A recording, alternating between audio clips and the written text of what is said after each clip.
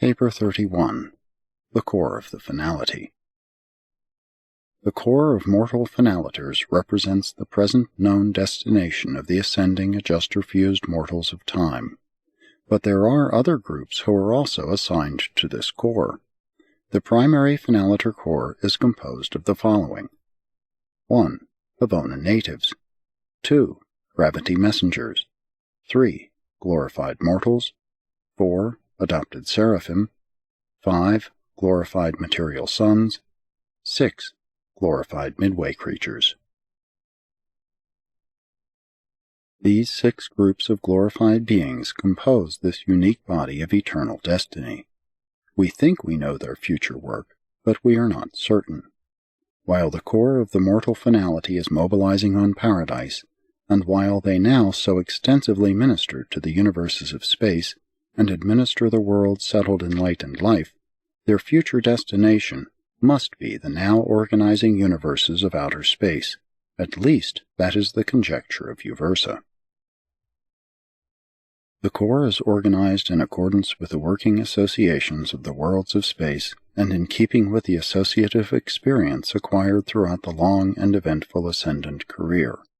All the ascendant creatures admitted to this core are received in equality, but this exalted equality in no way abrogates individuality or destroys personal identity.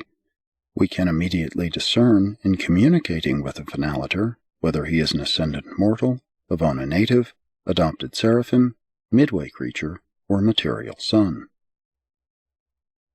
During the present universe age, the finalators return to serve in the universes of time. They are assigned to labor successively in the different super-universes, and never in their native super-universes until after they have served in all the other 6 super-creations. Thus may they acquire the 7-fold concept of the Supreme Being.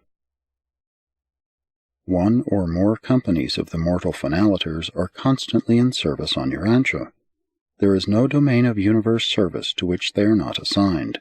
They function universally and with alternating and equal periods of assigned duty and free service.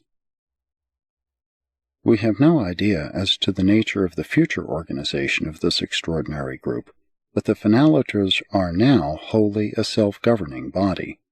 They choose their own permanent, periodic, and assignment leaders and directors. No outside influence can ever be brought to bear upon their policies, and their oath of allegiance is only to the Paradise Trinity. The finalators maintain their own headquarters on Paradise, in the super-universes, in the local universes, and on all the divisional capitals. They are a separate order of evolutionary creation. We do not directly manage them or control them, and yet they are absolutely loyal and always cooperative with our plans.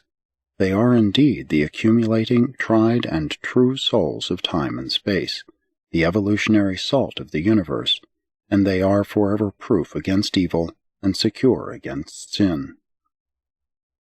1. The Havona natives.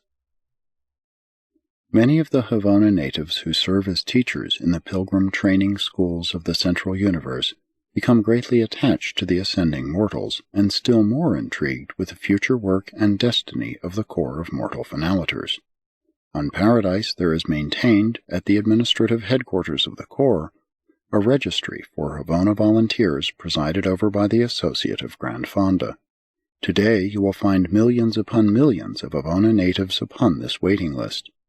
These perfect beings of direct and divine creation are of great assistance to the mortal core of finality, and they will undoubtedly be of even greater service in the far distant future. They provide the viewpoint of one born in perfection and divine repleteness. The finalators thus embrace both phases of experiential existence, perfect and perfected.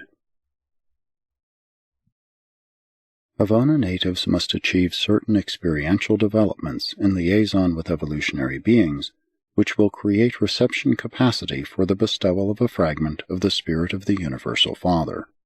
The mortal finalator core has as permanent members only such beings as have been fused with the spirit of the first source and center, or who, like the gravity messengers, innately embody this spirit of God the Father. The inhabitants of the central universe are received into the core in the ratio of 1 in 1,000, a finaliter company. The core is organized for temporary service in companies of 1,000, the ascendant creatures numbering 997 to 1 Havona native and 1 gravity messenger. Finaliters are thus mobilized in companies, but the finality oath is administered individually. It is an oath of sweeping implications and eternal import. The Havona native takes the same oath and becomes forever attached to the core. The Havona recruits follow the company of their assignment. Wherever the group goes, they go. And you should see their enthusiasm in the new work of the finaliters. The possibility of attaining the core of the finality is one of the superb thrills of Havona. The possibility of becoming a finaliter is one of the supreme adventures of these perfect races. The Havona natives are also received, in the same ratio, into the core of conjoint trinitized finaliters on Vice-Jarrington and into the core of transcendental finaliters on Paradise. The Havona citizens regard these 3 destinies as constituting the supreme goals of their supernal careers, together with their possible admission into the core of Havona finaliters. 2. Gravity Messengers.